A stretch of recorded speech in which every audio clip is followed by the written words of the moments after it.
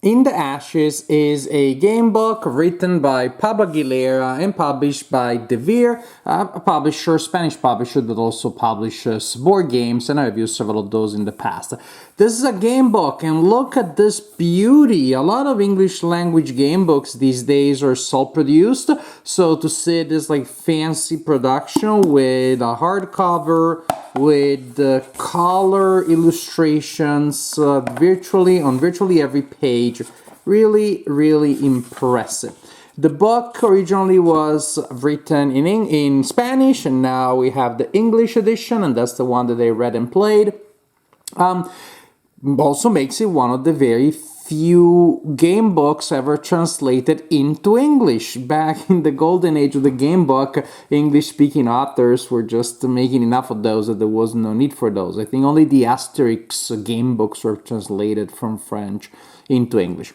And now we got In the Ashes. So this is a fantasy story in which you will be playing as several characters. The game has 4 acts, and I'm going to be a little bit vague about everything, and that's typical of my game book reviews because the story is the point, and so I don't want to spoil it for you. But you'll start as a character, then you will play as another, and then as another in the first 3 acts, and then there's a 4th act in which everything comes together. It's a game box, so you will make decisions and choices, but the story is very linear. It's not a branching story a la Choose Your Own Adventure. It's not a network or a maze like in Fighting Fantasy. Think of it more like Lone Wolf, in which you make some decisions and then the story converges toward a bottleneck, a mandatory point of the story, then branching out again, then converging again, and that's pretty much the end of the 3 acts. Although the game state at the end of each act will influence what happens next. It's a fantasy adventure, and there are many concepts borrowed from video games, including one. Again, can I show you without spoiling?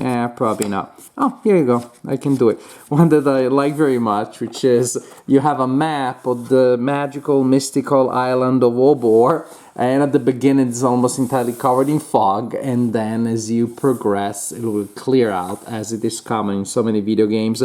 A couple of other ideas from there, for example the idea that at the end of a fight you will regenerate all of your health points magically, etc, etc, etc.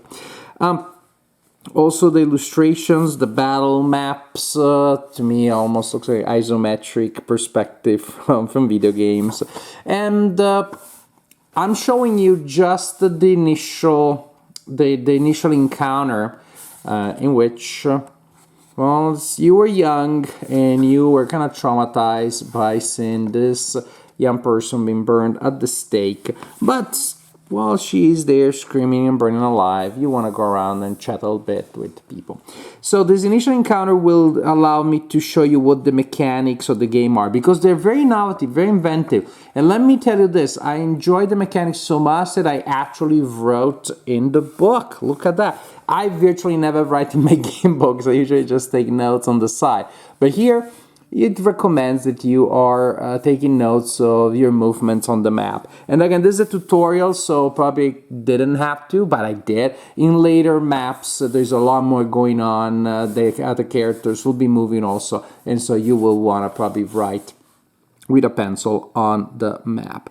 The general idea is that you will have some portions of pure text and you just read them. And at the end of those, there aren't so many choices. Again, most of the choices will happen at the end of this other type of section called the scene, in which you will have explanations, rules, and things to write and check off on the left side. And then you'll have a map with more information on the right side. The idea is that the game is a deck building game, whether you believe it or not. You start with a selection of cards.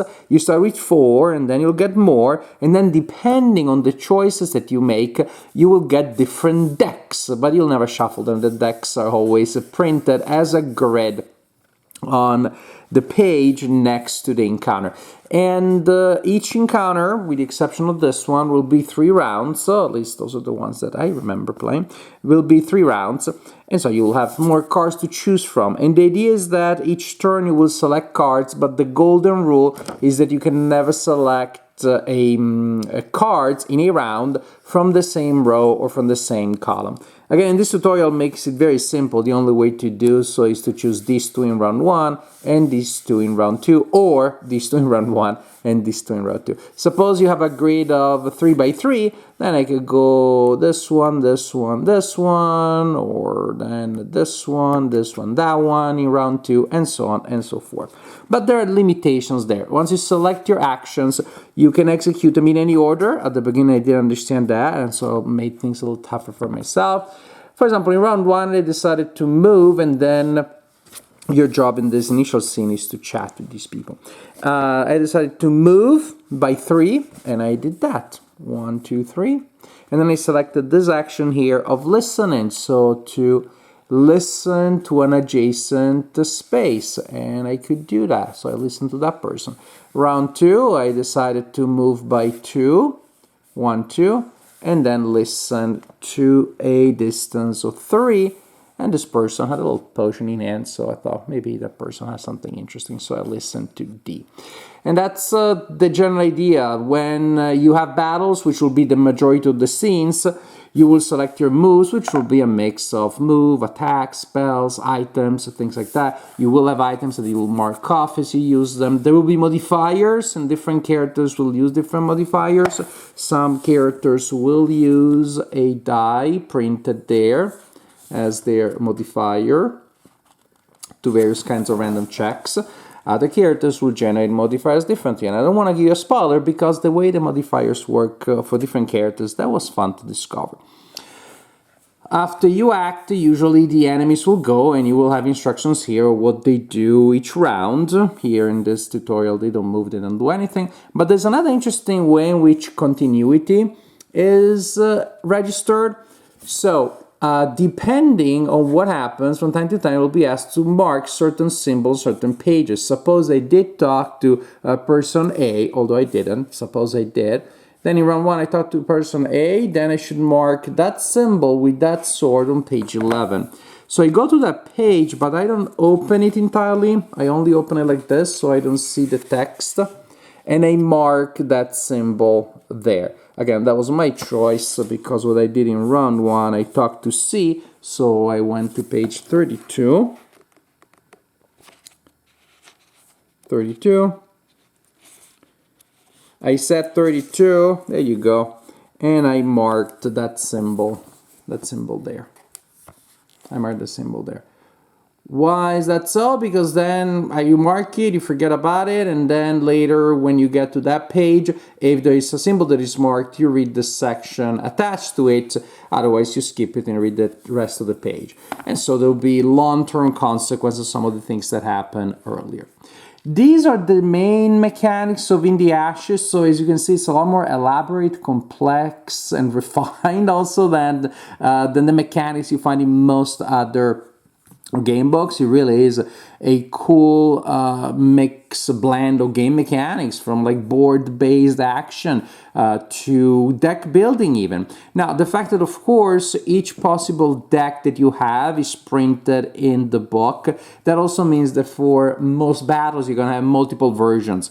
And so one version with here a grid of cards, depending if you took a certain path, and then there's an encounter here. Then the following page is the same encounter, but with a different grid of cards to take into account the fact that you may have different decks. So there's a little bit of redundancy there. But I guess that's also pretty much the main source of variety, because again, the story is extremely linear, and so the idea is that I can join a certain battle with certain cards, with certain items, and that's pretty much, again, the biggest branching points of the story. Most of the decisions will be as you play those battles. Again, most of the decisions will feel like a solitaire tactical war game that you're playing by marking your position, the position of the enemies on the board as they move around, do different things, and you use resources and things like that.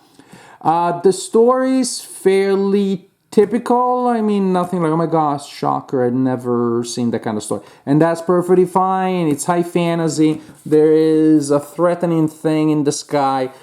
You probably know where it's gonna go. I knew where it was gonna go, and that was not a problem for me. Again, I don't necessarily engage with high fantasy adventure to be challenged narratologically. I want to see a good story, and it's a perfectly solid, perfectly trope-rich story. The plot is what it is, for good or for bad. That's up to you.